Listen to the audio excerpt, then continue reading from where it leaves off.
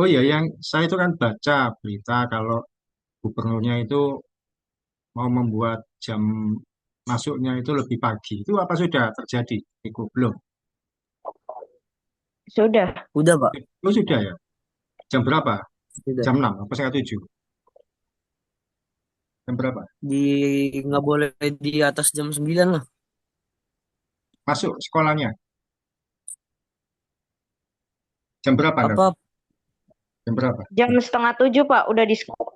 Udah saya, oh setengah 7. Setengah 7. Iya setengah 7. Dari pagi. Biasa. Bangun lebih pagi. Ini yang setengah 7. So, iya, ini kan soalnya kan sedang viral beritanya apa siswa SMA atau siswa yang di Jawa Barat masuk mulai pagi SD SMP. Oke, oke. Iya, puji Tuhan pagi hari ini kita berkesempatan untuk kali belajar firman Tuhan dalam waktu yang lebih kurang 30 menit kira-kira jadi berkat bagi semua kita. Kita boleh memahami apa yang ada di dalam kebenaran firman Tuhan. Bahwasan kita bertambah, iman kita juga dikuatkan dan semakin hari kita semakin kenal Yesus dengan baik. Kita berdoa ya, Tuhan Yesus, terima kasih pagi atau siang ini Tuhan. Kami mau belajar firman-Mu, kiranya Kau menyertai setiap kami dari awal sampai selesai. Semua berjalan dengan baik, tidak ada gangguan. Semua fasilitas yang kami pakai lancar Tuhan, baik itu HP, laptop, atau jaringan, semua tidak ada. Dalam nama Tuhan Yesus kami berdoa dan ucap syukur. Amin. Ya, saya mau sharing tentang sesuatu yang terjadi di hari ini.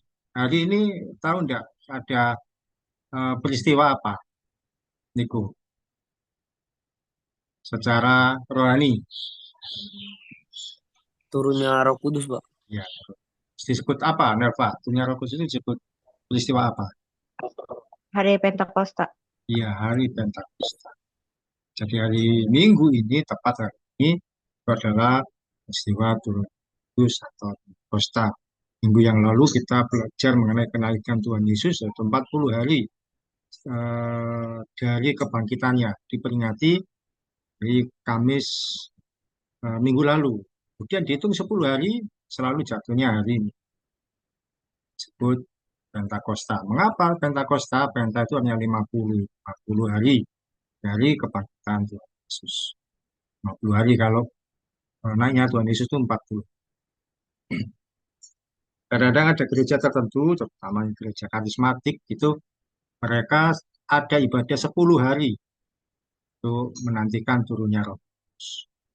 Kalau di gereja kalian nggak ada, toh? Nggak ada, ibadah 10 hari. Apa ada? Ada Pak. Ada. Setiap hari berarti ya. Malam. Gitu. Ibadah apa Pak? 10 hari, selama 10 hari. Dan apa selesainya Sabtu malam. Mulai dari apa naiknya peristiwa naiknya Tuhan Yesus, terus hari Jumatnya sampai sampai hari ini. Ya, ibadah 10 hari. Oh, Nggak ada. enggak ada Pak. Ya, ya, makanya kalau gereja-gereja yang Protestan seperti AKBP, GKI, Gereja Jawa dan sebagainya itu biasanya tidak ada. Tapi gereja karismatik, gereja Pantekosta itu biasanya ada pada 10 hari. Nantikan Roh Kudus ibadah pencurahan Roh Kudus istilahnya. Oh, bisa sih ya juga tidak terlalu perlu. Kenapa kan Roh Kudus sudah dicurahkan atas hidup kita ya perlu ibadah nantikan Roh Kudus. Tapi ada gereja yang Pantekosta itu 10 hari menantikan Roh Kudus ya nggak apa-apa. Pentanya 50. Kudus itu adalah Pentakosta yang kita rayakan hari ini. Disebut Pentakosta, tapi kalau di Indonesia kadang-kadang orang itu belibet, jadi akhirnya Pentakosta disebut Pantai Kosta. Gereja-gereja GPDI, GPPS, dan sebagainya itu bukan P-nya itu bukan Pentakosta, tapi Pantai Kosta. Nah, ya dari kata Pentakosta. Kita belajar harinya Turun Roh Kudus disebut sebagai hari Pentakosta. Nah, Pentakosta, tadi sudah saya sampaikan, hari ke-50 setelah kebangkitan Tuhan Yesus. Kalau dihitung, jatuhnya selalu tepat. Dan dihitung dari peristiwa kenaikan Tuhan Yesus 10 hari berikutnya itu adalah minggu. Oke, yang pertama, apa pembelajaran dari hari turunnya Roh Kudus? Yang pertama, bahwa Roh Kudus dinyatakan dalam bentuk kuasa. Tak tolong bacakan, Niko, Kisah Para Rasul 1:8. Kisah Para Rasul 1 ayat 8. Tetapi kamu akan menerima kuasa kalau Roh Kudus turun ke atas kamu. Dan kamu akan menjadi saksiku di Yerusalem dan di seluruh Yudea dan Samaria dan sampai ke ujung bumi. Iya, jadi ketika Tuhan Yesus naik, dia menjanjikan akan ada Roh Kudus yang berbentuk kuasa. Di kuasanya itu, oh, tidak lagi berupa Tuhan Yesus. Kalau Tuhan Yesus saja, yang lalu kita sudah belajar. Kalau hanya Tuhan Yesus secara fisik yang di bumi, maka dia hanya akan sebagai tokoh yang ada di Israel. Orang akan kejauhan harus datang ke sana. Dan kalau yang namanya fisik tentu akan ada batasannya. Akan seperti nabi-nabi yang lain. Sudah selesai masa tugas saya, meninggal, tidak seterusnya. Tapi Tuhan Yesus naik ke surga, dia berikan kuasa.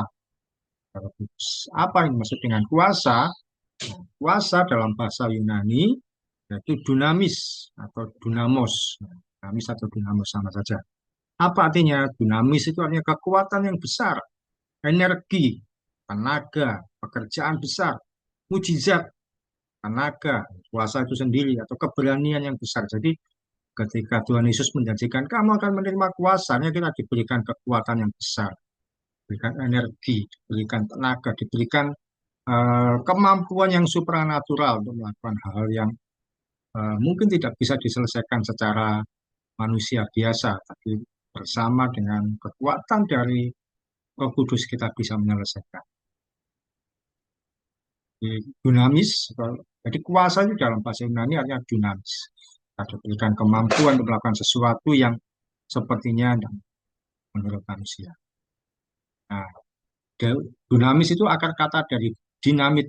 Kalau pernah melihat dinamit, mungkin di film atau di berita, kadang-kadang kalau eh, ada berita gedung tertentu, gedung bertingkat harus dihancurkan karena sudah tua bangunannya, atau sudah tidak lagi dipakai. Untuk menghancurkannya nggak perlu bulldozer, terlalu lama digunakan dinamit. Pernah melihat, Niko, dinamit? Apa orang pakai dinamit di mana? Belum pernah, Pak. Belum pernah. Nelva, pernah melihat dinamit di mana? Di film atau di kita atau belum?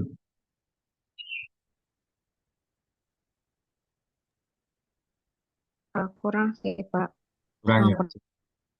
Jadi dinamit ini eh, mungkin seperti petasan ya. Kalau skala ringan, skala besarnya dinamit ini. Biasanya ada timernya, timer mundur. Kalau lihat film-film action kadang itu untuk menghancurkan musuhnya, meledakkan satu kapal, satu bangunan, atau meledakkan tempat persembunyian musuh, kasih dinamit, terus eh, pemeran utamanya itu pura-pura keluar, menjauh, dan meledak dengan sendiri.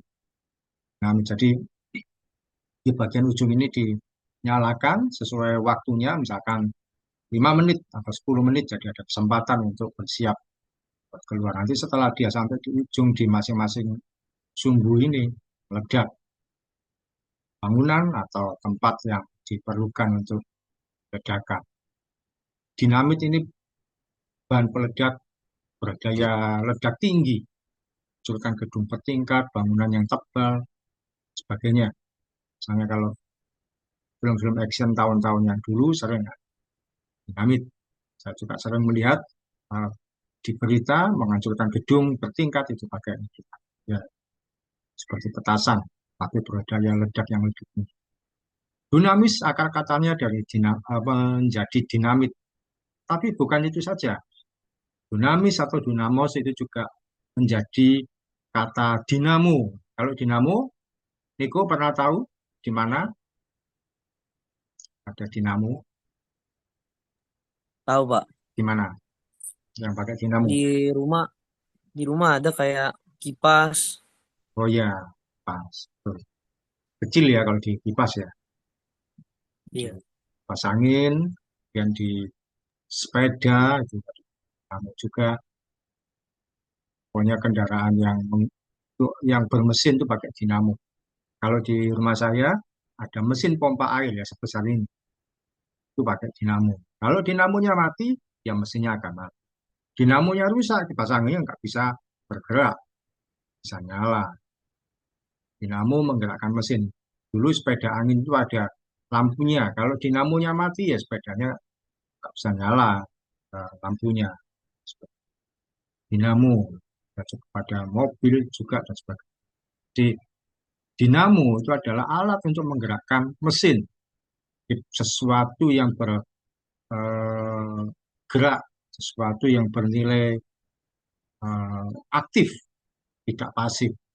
Jadi dinamis itu menghasilkan kata dinamit, selain itu juga menghasilkan kata dinamo, menggerakkan mesin. Itu artinya apa? Jadi saat kita menerima kuasa dari Roh Kudus, berfungsi bagi kita untuk meledakkan, menghancurkan pembuntuan-pembuntuan yang selama ini ada di dalam kehidupan kita. Bisa jadi kita mengalami kegagalan, kita mengalami kemiskinan, situasi yang tidak menentu, sakit, tidak sembuh-sembuh. Nah, orang yang dipenuhi dengan kuasa Roh Kudus dalam dunia bekerja suatu kuasa untuk menghancurkan semua situasi-situasi yang menurut kita itu gagal atau kebangkrutan, kemiskinan dan sini kok saya tulis keberhasilan ya, oh ketidakberhasilan dan seterusnya menjadi keberhasilan, keberuntungan, sukses, bahkan kelimpahan usaha untuk pekerjaan, studi, pelayanan dan juga yang lain. Soalnya begini, artinya ketika kalian sakit, tidak lagi jadi orang yang merana, yang kemudian menyesali diri. Kadang-kadang ada orang yang kalau sakit itu kemudian berkata, aku lebih baik mati saja. Aku nggak berdaya, semua sudah habis. Atau kalau orang gagal nggak dalam studinya, dalam pekerjaan yang merasa bahwa buat apa aku hidup? Enggak, kita ini diberi kuasa dari tempat yang maha tinggi. Ketika kita mengalami situasi kegagalan, kita berdoa berkata, Tuhan aku percaya bahwa Kau sanggup mengubah hidupku jadi keberhasilan. Tuhan, hari ini aku sakit, tapi percaya Tuhan Yesus sanggup menyembuhkan aku. Kita berkatakan dengan iman. Karena kita punya kuasa, kita berkata, dalam nama Tuhan Yesus aku sembuh. Bahkan ketika mendoakan orang lain yang sakit, kita percaya bahwa orang itu pasti disembuhkan. Dia mengalami situasi bangkrut, diubahkan menjadi keberhasilan, kelimpahan usaha, dan sebagainya. Karena di dalam kita punya kuasa, yang tidak sama dengan orang-orang yang tidak di dalam. Mungkin satu kali ada kegagalan, dan kita percaya bahwa kuasa Roh Kudus sanggup memulihkan. Yang pertama bahwa makna turunnya Roh Kudus yaitu kita diberi kuasa, akan dalam kuasa. Pertanyaan pertama, pernahkah kalian ini berdoa untuk suatu masalah atau kesulitan, misalkan sakit, atau persoalan tertentu, atau satu halangan yang dihadapi, dan kemudian ada jalan keluar yang tidak terjadi. Sebagai contoh, misalkan saya, ketika 5 tahun yang lalu ada COVID, saya masuk di ruang isolasi. Saya mungkin hari pertama orang yang seperti orang yang tidak berdaya, yang lemas. Dan kemudian hari kedua saya berdoa, Tuhan, saya percaya saya tidak selamanya di sini. Saya pasti sembuh, saya pasti sehat. Sampai batas waktunya selesai, saya akan keluar. Karena apa? Saya melihat orang di sekitar saya ada yang sakitnya parah. Bahkan ada yang meninggal di depan mata saya. Saya berdoa, saya percaya bahwa saya tidak akan meninggal di ruang isolasi. Saya hidup saya pasti aman dan pasti sembuhkan saya. Memang kita bisa berkata bahwa oh yang tahu hidup kita kan Tuhan. Kita kan nggak ngerti. Tapi kita juga tidak boleh kalah dengan keadaan. Tuhan saya sembuh.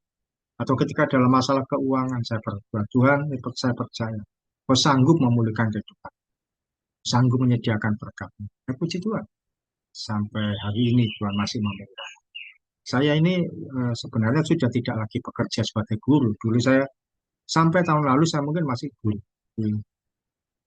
Saya mulai 2020 saya mulai menyatakan diri mau melayani Tuhan sepenuh.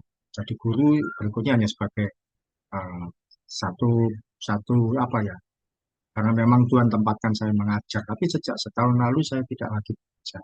Tidak ada pendapatan dari gereja atau manapun lembaga, walaupun saya memang pendeta, tapi tidak ada yang menggaji saya. Yang menggaji saya, yang memelihara saya, hanya Tuhan Yesus. Puji Tuhan, sampai hari ini kami tidak pernah kekurangan. Karena saya percaya saya punya kuasa di dalam Roh Kudus, dalam nama Tuhan Yesus yang membuat saya. Bahkan ketika hujan, mau pelayanan, mau berangkat, hujan deras. Saya berdoa, Tuhan, hujan ini jangan lama-lama dalam nama Tuhan Yesus, hujan berhenti. Dan tidak lama hujan pun berhenti dengan sendiri. Nah, pernah nggak kalian berdoa, ya itu hal yang kecil mungkin, hujan atau situasi tertentu, tidak bisa makan, nah, berdoa, ternyata Tuhan memberi pertolongan. Niko, pernah nggak mengalami situasi tertentu yang berdoa untuk satu kesulitan, satu masalah, ketika ada jalan keluar. Kalau Niko lebih ke arah masalah apa? eh, Keluarga sih, kayak pas itu ada masalah keluarga.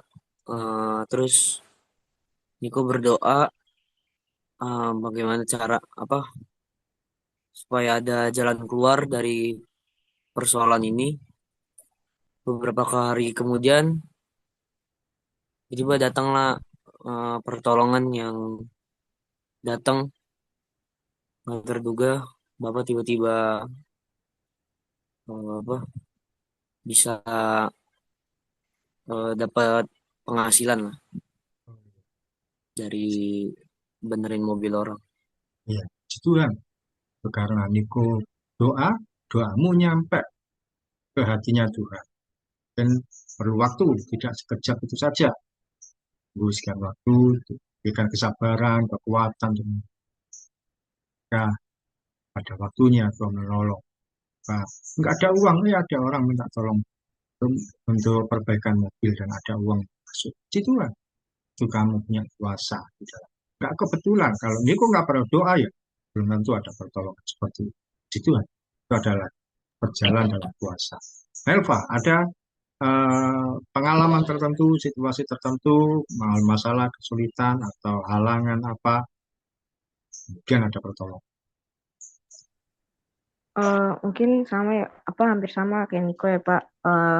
Kayak di waktu-waktu dekat ini kan kayak kita mau bentar lagi mau peneguhan CD, di mana itu pasti bakal banyak banget pengeluaran yang harus disiapin gitu.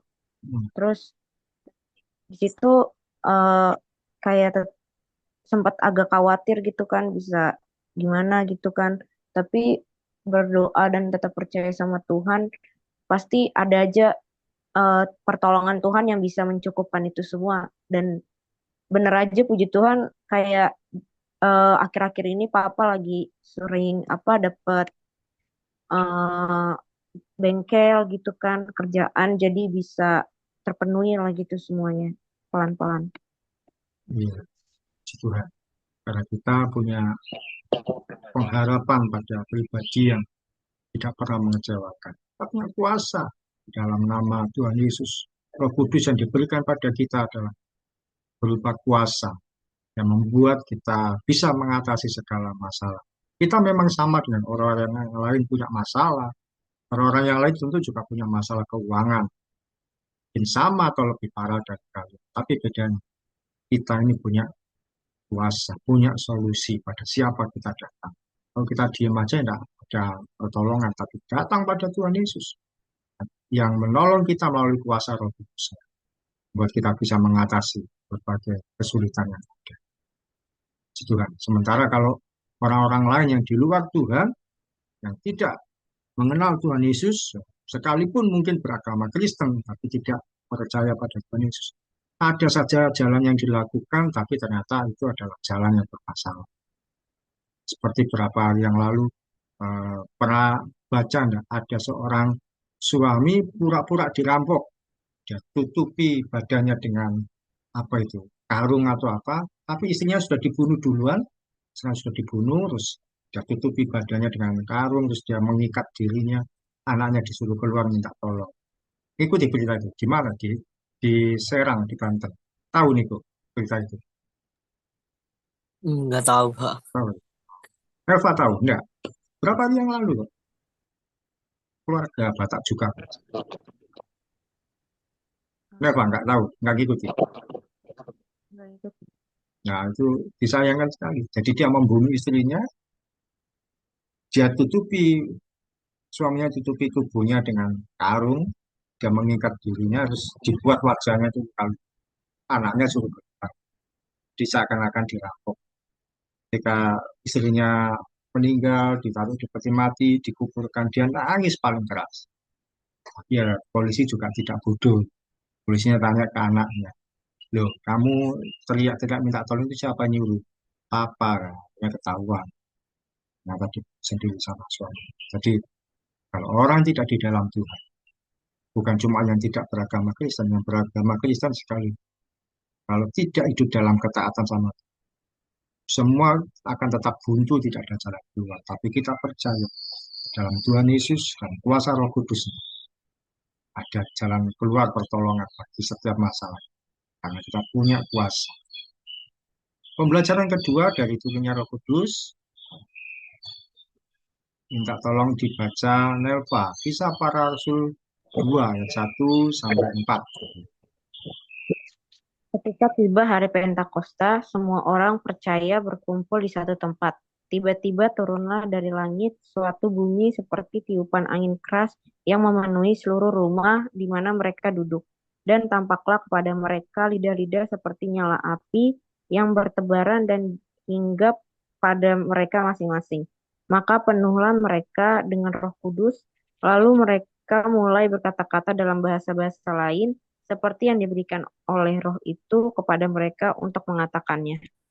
Ya, ini cerita yang begitu fenomenal yang kita kenal mulai sejak kecil sampai hari ini, yaitu ketika hari Pentakosta, murid-murid ditambah orang-orang percaya yang lain, ada 120 orang berkumpul di satu tempat, ruangan yang besar, tiba-tiba turun dari langit, eh, bunyi seperti tiupan angin keras, dan tiba-tiba mereka ada lidah-lidah seperti nyala api, jadi ada nyala api di atas kepala mereka, dan mereka penuh dengan Roh Kudus, dan yang unik sekali, mereka berkata-kata dalam bahasa yang lain.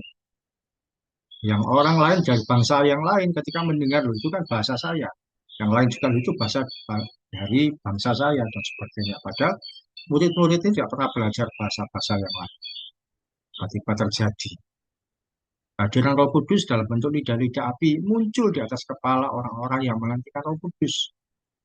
Kuasa Roh Kudus melakukan tanda ajaib berupa pengalaman berbahasa yang tidak pernah dipelajari sebelumnya. Nah, kalau kalian mungkin pernah mendengar istilah bahasa roh yang diucapkan atau dilakukan di gereja-gereja Pantekosta, gereja-gereja yang lain seperti GMS, GBI, dan sebagainya. Kadang-kadang jadi perdebatan, loh, bahasa roh itu seperti murid-murid, kalau murid-murid Tuhan Yesus yang berkata-kata tiba-tiba itu bahasa dari bangsa lain. Sebenarnya orang-orang percaya bisa mengucapkan kata-kata yang bahasa dari bangsa lain itu sebutannya atau istilah Yunani adalah sinolalia. Jadi ketika mereka berbicara tiba-tiba itu bukan bahasa asli mereka, tapi bahasa bangsa lain itu adalah sinolalia. Tapi juga ada bahasa yang kita tidak mengerti karena bukan bahasa yang ada di dunia ini, itu disebut glosolalia yang seringkali ada di ibadah-ibadah teman-teman kita yang gerejanya karismatik atau pantekosta, yang GBI, GBDI, GBT, dan sebagainya. Pernah mendengar orang yang berdoa di dalam bahasa roh ini, yang disebut bahasa roh ini, apa, Nelva? Mungkin punya teman, lain. Pernah, Pak. Nah, dia apa itu? Ibadah apa? Tahunnya. Ibadah, kalau dulu sih kan Nafa sering ikut ibadah komsel yang tiap hari Kamis gitu. Nah, itu di bawah naungan kayak sekolah Mahanaim sih, Pak. Nah, itu yang sering emang nyebutin soal bahasa roh gitu. Lain bukannya punya Bu Incip toh? Tahu? Bukan. Iya, Iya, oh iya, saya tahunya mana terkenal. Nah, itu. Niko juga ikut waktu itu. Ikut Pak di acara Mahanaimnya gitu. Aman. Oh, oh iya, memang pusatnya di Bekasi ya. Di Cipto. Di, itu disebut glosolalia.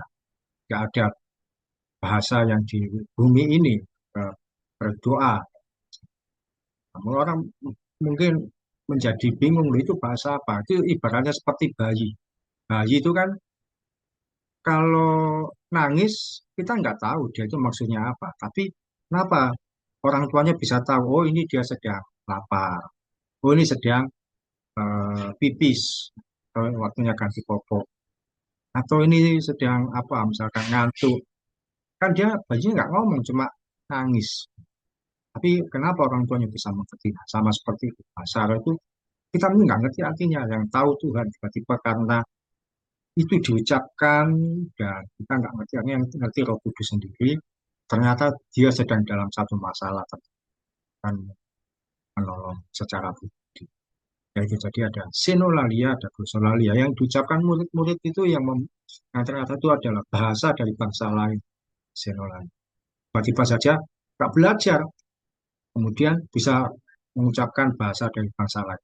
Yang saya percaya meskipun tidak tertulis di Alkitab ya, mereka hanya bisa sekali itu saja. Belum tentu di hari yang lain bisa mengucapkan bahasa dari bangsa lain. Misalkan saja ada Petrus berbicara kata dalam bahasa Inggris. Orang Inggris yang dengar, oh itu kan bahasa dari bangsa saya. Kok mereka itu orang Yerusalem kok bisa bahasa Inggris? Saya percaya itu hanya sekali itu saja. Karena namanya apa? Karunia kan, jadi hanya spontan.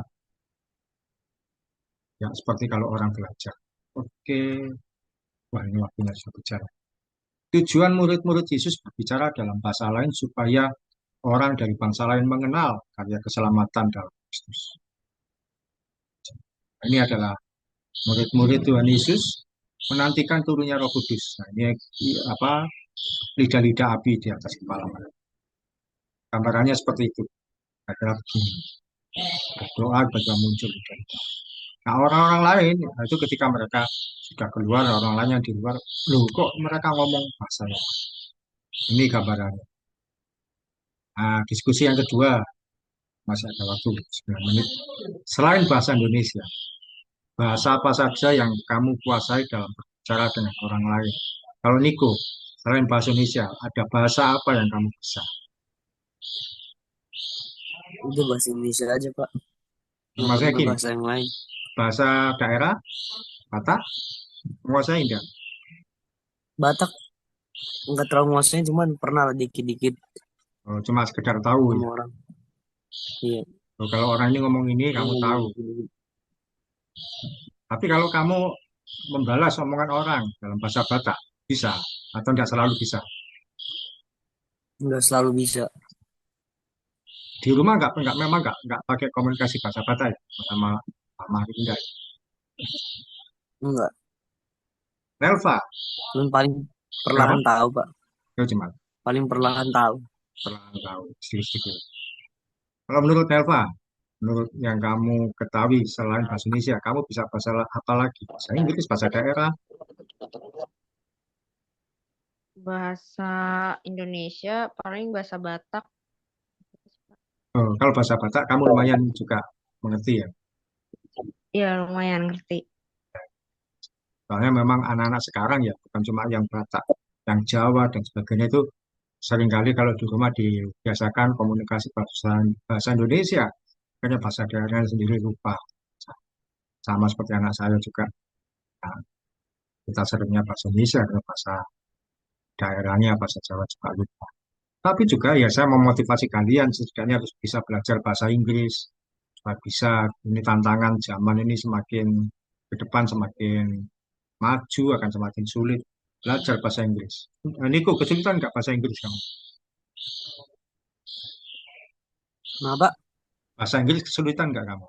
Bahasa Inggris berbicara dalam bahasa Enggak sih. ya coba pelajari sebaiknya. Nelva, bisa nggak bahasa Inggris? Menguasai? Nggak menguasai sih Pak, cuman mungkin ngerti dikit aja, se Iya, apa basicnya aja. karena ternyata saya pelajari kelemahannya itu kalau kita di sekolah, kita hanya diajari bahasa Inggris yang formal, yang apa susunannya harus begini begini ya. Jadi kita sulit ketika mau ngomong yang mana. Padahal kalau bisa belajar conversation, conversation percakapan apapun, pokoknya ngomong. Orang orang lain pun paling juga memahami. Oh, dia cuma ngertinya segitu. Ketika kita ngomong dengan orang luar, bule, orang bule memahami tentang bahasa Inggris kita yang terbatas, tapi kita berani. Saya satu kali pernah naik kereta, kata saya duduk dengan bule karena dia dari Ukraina kalau nggak salah ya.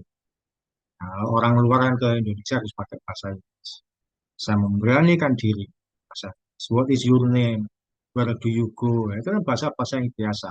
Bahasa-bahasa percakapan, conversation. Kita nggak perlu mikir ini tensesnya apa, present tense atau past tense. Oh, saya lemah kalau itu. Tapi ketika ngomong, dia ngerti, dia jawab, saya bisa nyambung dan sebagainya. Dan saya tawarin beli pop mie. Saya bingung pop mie apa bahasa Inggris. Budel gitu. Jawab mie. Gitu kan. Belajar bahasa yang lain itu kita bisa menghadapi tantangan zaman. Poin ketiga, singkat saja, kurang lebih 5 menit. Niko, bisa Rasul 4 ayat 12. Kisah Para Rasul 4 ayat 12. Dan keselamatan tidak ada di dalam siapapun juga selain di dalam Dia. Sebab di bawah kolong langit ini tidak ada nama lain yang diberikan kepada manusia yang olehnya kita dapat diselamatkan. Ya, Tuhan. Kuasa Roh Kudus diberikan pada kita untuk melakukan banyak mujizat. Nah, ada banyak contoh di firman Tuhan, bisa sekilas-sekilas saja. Petrus dan Yohanes menyembuhkan orang yang lumpuh. Jadi di depan pintu gerbang Bait Suci ada seorang yang mengemis, dia lumpuh, nggak bisa berjalan. Petrus dan Yohanes lewat. Tapi Petrus berkata, emas dan perak tidak ada padaku. Tapi yang kupunyai kuberikan padamu. Demi nama Yesus Kristus. Berjalanlah. Ini gambarannya. Petrus dan Yohanes. Ini Petrus yang berjenggot. Ini pengemis lumpuh nih. Ada di Kisah Rasul 3. Di gerbang bait suci. Orang lumpuh itu nggak boleh masuk bait suci. Jadi dia hanya sampai di depan saja. Disembuhkan. Dan yang lain. Kita tahu ada kisah Ananias dan Safira. Mereka menjual tanah. Tapi menipu ketika sudah ada uangnya. Suami istri sepakat. Kita kasih separuh saja. Kita bilang ini sudah keseluruhan. Ketika disampaikan kepada Rasul Petrus, eh, ini sudah keseluruhan. Padahal membohongi dan Rasul Petrus berkata, kamu mendustai Allah. Ini Ananias mati. Istrinya kemudian mendatangi berikutnya, melakukan hal yang sama. Mati juga istri. Nah ini gambarannya, ini Ananias, ini Rasul Petrus. Kamu mendustai Allah langsung mati. Seketika itu juga, di kuasa Roh Kudus, dinyatakan untuk melakukan banyak mujizat bagi orang-orang percaya. Kemudian satu kali Rasul Petrus ditangkap oleh Raja Herodes. Dia dibawa penjaga 16 orang tengah malam. Tiba-tiba malaikat datang. Jadi tangannya dibelenggu di rantai, nggak bisa keluar. Ada 4 penjagaan, masing-masing regu itu 4 orang, jadi 16 orang. Satu malam tiba-tiba berdirilah malaikat dekat Petrus. Malaikat itu menepuk Petrus. Bangunlah. Petrus nggak sadar. Ternyata rantainya itu gugur atau lepas. Dan dia melewati penjaga-penjaga. Ini lambang gambarnya. Malaikat ini Petrusnya. Nah, penjaga-penjaganya tidur semua. Dan pintunya terbuka satu. Mujizat-mujizat terjadi. Dan yang paling kita juga tahu adalah Paulus dan Silas ketika masuk di penjara, tengah malam mereka memuji Tuhan.